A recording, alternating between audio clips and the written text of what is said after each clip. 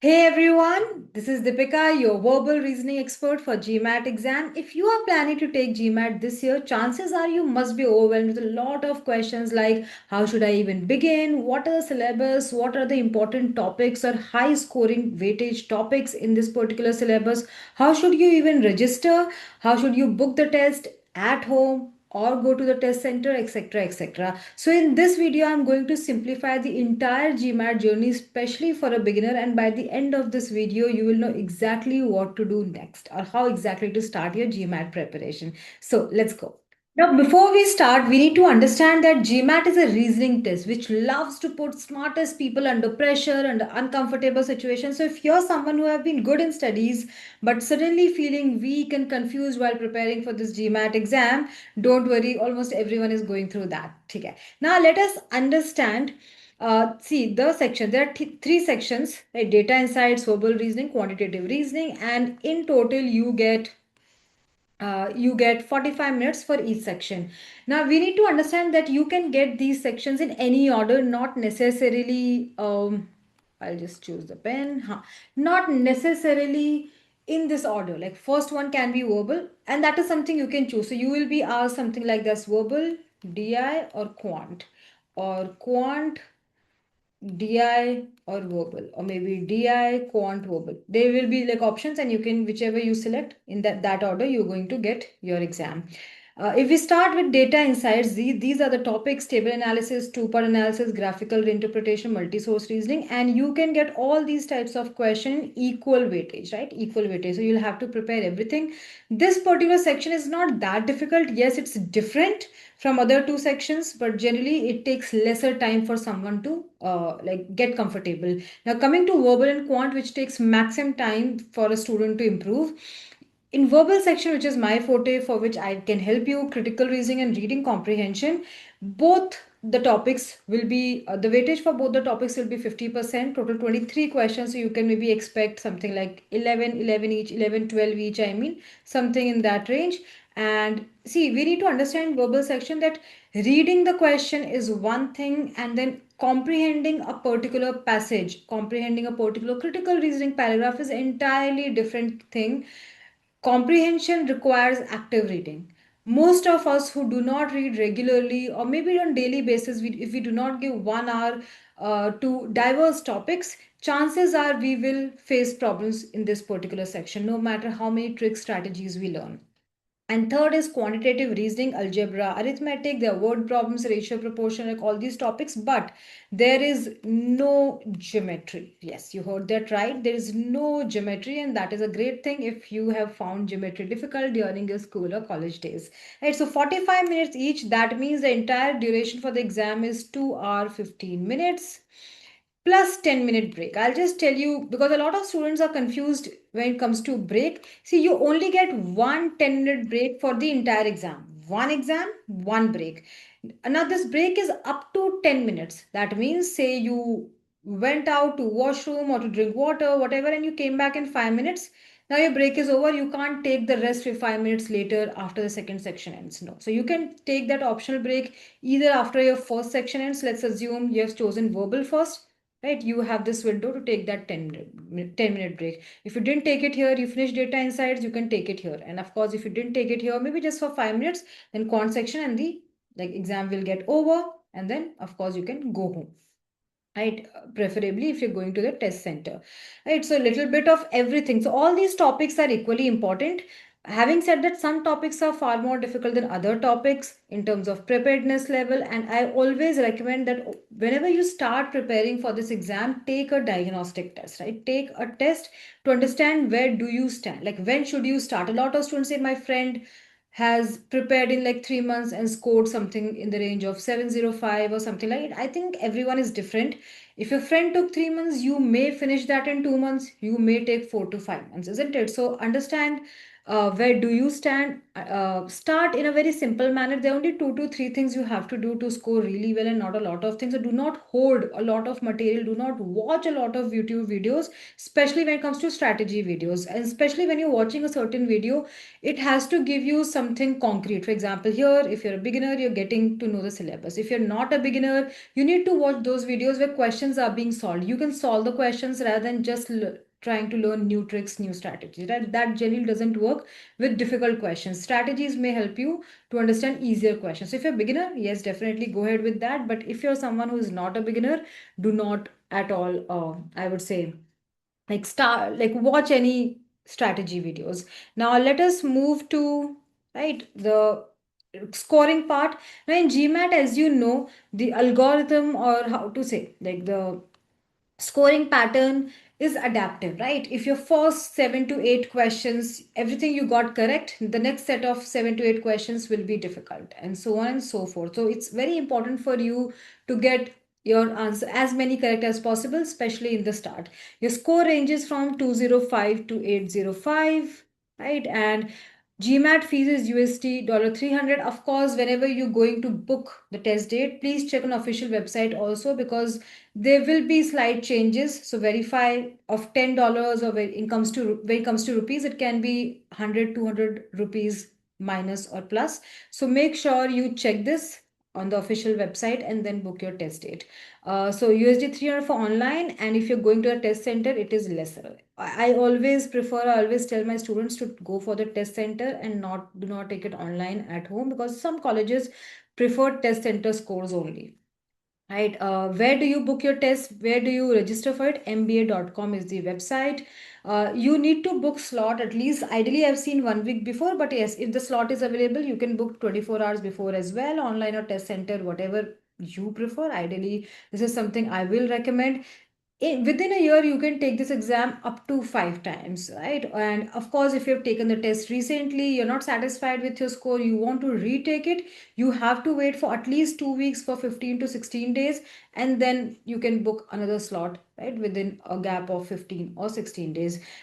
In order to participate in R1, R2 cycles, because in these cycles only you get maximum scholarship, you should take your exam within this cycle, that is between August to February. If you take your exam in August, September, October, at max, like before October, you can participate in R1 cycle. Like after, different colleges open their round one either in October, November, or December. But if you have your score by September, I would say by September, October first week, I think you're very well prepared for R1. If something goes wrong, then of course round two is also there, right, for you. So August, September, and October, right, and October are the ideal timings for you. Right. As we discussed that there's optional 10-minute break, and there's one more good thing which was not there previously in GMAT Classic, but of course we have it in like GMAT Focus. You can bookmark and change up to 3 answers per section. That is, say you took verbal section, right, all 23 questions. While attempting 23 questions, you were a little confused with, say, question number 3, 5, and 14, right? So what you'll do, you'll flag it. There'll be a flag of mark of flag. You'll flag those questions so that towards the end, once you finish, you can see on your side, okay, you flagged 3 questions because you were not very confident of your answer. So at that time, you can come back and change your answer if you want. But earlier, this was not the case, but now with GMAT Focus, we have. So this is something you can do in every section, three questions in every section. That means total 9 questions, which is a huge advantage for everyone, I feel, right? Uh, okay. Now coming to the logistics part, right? How exactly you need to book the test date, what is the fees and everything, because of course your wallet needs transparency. So okay, so let's understand. As I said, final fee is something whenever you're booking, you need to change, or you need to check on the official website, right? Although it is $300 at home online, or if you're going to the test center, it will be $275, right? If you want detailed score report, where did I lose marks, or what were my strengths, weakness, how much time I took, like detailed score report, you'll have to pay $35 each. That you can do while registering for the exam or later as well. But yes, rescheduling or cancellation will basically invite some penalties and deductions, and that is also you need to know. Depending depending on how early you're rescheduling or changing maybe the exam date. For example, it is more than 16 days before appointment, like you have still 2 months, it is like $50 to $60, right? Depending on online or test center. But if it is fewer days, then of course the penalty will be higher, as you can see. Same with cancellation fees. If it is more than 60, like 60 days, you're out of 275, $110 will be refunded, right? That is again like 50% or less, right? But again, it is just 14 days, like very like just $55 or $60 will be refunded. So make sure you do not book your exam slot randomly just because you're feeling motivated. Your last mock went really well. No, at least your last 3 to 4 mock consistently must give you your desired score, and then only you need to strategically book your test date. And do not just book it because of one day of good performance. Right. All right. Now let us move to the next part of it. Right. And that is, yes. So basically what we have discussed so far, like basically how to fill the form. So initially when you go to mba.com, you'll have to sign up first, right? With your basic email ID, contact number, and then you'll be getting the form in which they will ask your name, address, academic and work details, right? Your test format, that is whether online or at test center at the same time. You need to provide, yes, you need to provide certain academic records. Schedule, if whenever you're scheduling a exam or like selecting a date or location, just before that, research in your area what are the test centers, whichever is nearest, how is the facility there, right? What are students' experiences, and accordingly, after that, while selecting exam date, you can select the slot, center, and of course, the date as per availability and your convenience. As we have discussed, that fees is approximately $300, which is 25,190. Compared to other Indian MBA exams, GMAT is quite expensive. So I will recommend that whenever you're going for this particular exam registering, make sure you have taken at least 15 mocks before that and at least a month of preparation, no matter how good your aptitude is. Because when you at least devote minimum 30 days, even if you're feeling prepared and take 15 mocks, there's no way this money or this time you have invested in preparation, filling the form will go for waste for sure. And of course, depending on preparedness level, you may take up to 2, 3, 4, or maybe 6 months, to be very frank. So again, know yourself and start accordingly, right? And once you have done the payment, you have secured a spot and you will get your admit card. You have to go with ID card to the exam hall, preferably a passport, and then you can take your exam. You will be getting your results immediately. um, right, and now let's move to next step, right? So how to schedule, this is your first, like when you go to mba.com, this is how you register, like with basic details like your name, email, right? And that is it. Once that is done, then you get the form, right? Whether you're going to fill for test center online, that you have to select and start registering, right? Once you have selected that, you will be getting, right, after filling all the basic details, you can this calendar kind of come, right? So after entering personal information, profile details, you'll verify, right? Then you will schedule your date, like date and center. You'll confirm exam after selecting date, right? Show me appointments on around this date, or show me next available appointments. You'll select for that particular week or day. You'll be getting time and everything, and then after this you'll have to simply pay. You have to simply pay by like either card, generally credit or debit card. And once you complete your order, right, you just have to click on completing the order. You will be getting such, right, this kind of receipt, and like you're good to go. You just need to carry it either on your phone, not hard copy as such, and it will be confirmed, right? Your appointment will be confirmed. If we talk about top colleges in India after you like GMAT, ISB Hyderabad definitely is one of the best colleges for your PGPM. As you can see, fees 41.78 and average CTC is again 34.21, which is quite good in terms of ROI when it comes to Indian colleges in doing MBA via GMAT, right?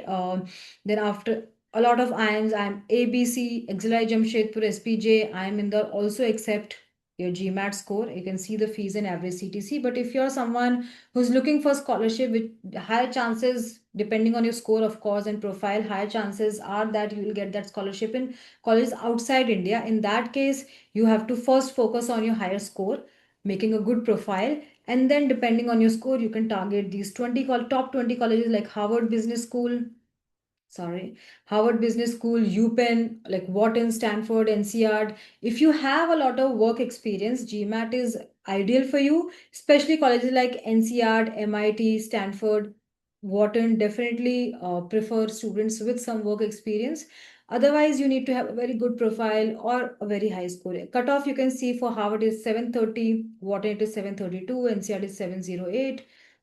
Right. Okay. One more thing I'd like to add here. If you have work experience, there's one more exam you can take at which is known as Executive Assessment, EA, which is very similar to GMAT, just shorter and easier.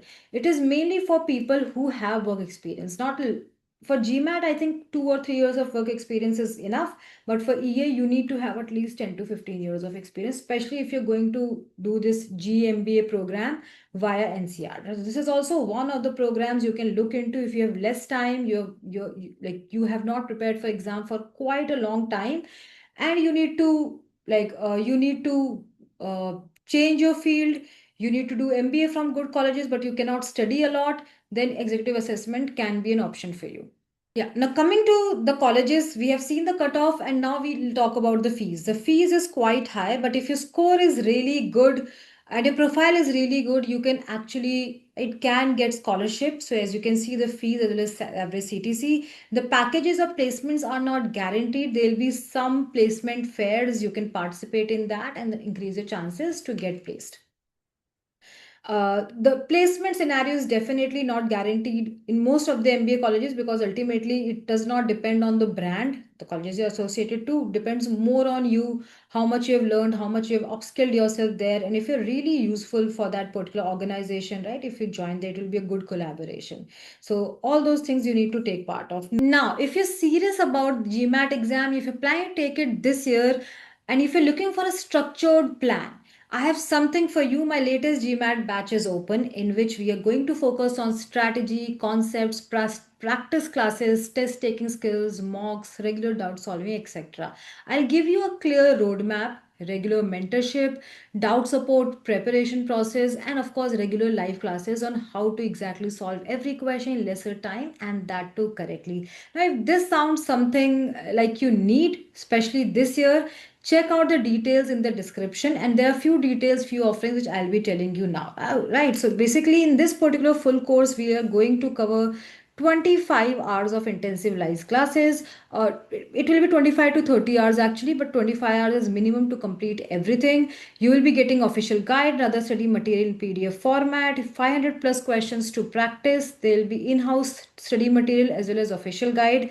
15 full length mock tests. Yes, we were giving 10 full length mock tests, and now I've added 5 today itself, which I forgot to update it here. So I will be just writing it right now that I'm seeing 15 mock tests. Right, personalized weekly mentoring and guidance sessions, unlimited doubt solving sessions. There'll be a group and you can post all your doubts there. Now there are two batches actually which are open. These are the offerings, same offering for both, although pricing is rupees 60,000 for one-on-one. Yes, if you're going for one-on-one, this is the fees. If you're going for group classes, the for group classes fees is 18,000, right? You can use discount code SAVE10, which is valid till for next 7 days, and course duration will be 6 months, whether you come for one-on-one or group classes from the date of your first class.